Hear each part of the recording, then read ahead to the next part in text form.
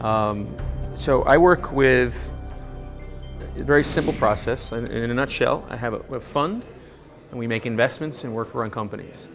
But that's the basic process, to try to do bottom-up businesses from the grassroots in every sense of the word. We go to the poorest areas. They are cooperatives, so they're inclusive of everyone in the community, not just say one leader, one business owner in the community. We come in and fund the very bottom, which is why actually in Spanish we're called la base, the bottom, and then help people come up to the top, as opposed to like trying to bring in a giant investor to create the jobs for people. We help people create their own jobs.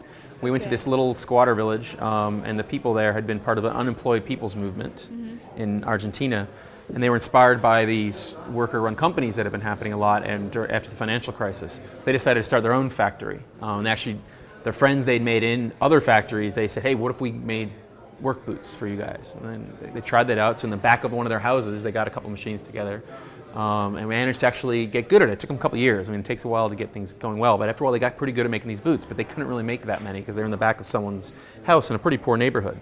So we actually went in, we actually made an entirely new factory. And this is not like Ford Motor Companies in Detroit. It cost about $10,000, and we didn't have to put all that money in up front. It really inspires me, the workers in Argentina, and workers that I've met everywhere. The desire to work and the willingness to try so hard. I mean, we make investments, and we put up the capital for that. The biggest investment in any project we do is the sweat equity that people put in. It's the work that they put in.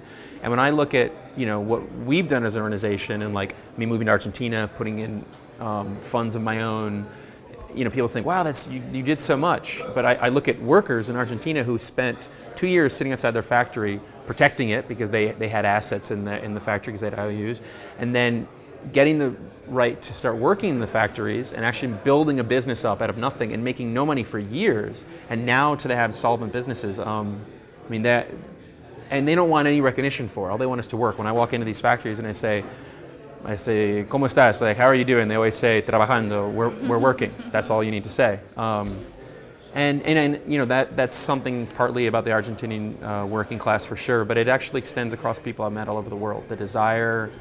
Whenever we have one of these success stories, there's so much more of those people in that success story than there is of what we do.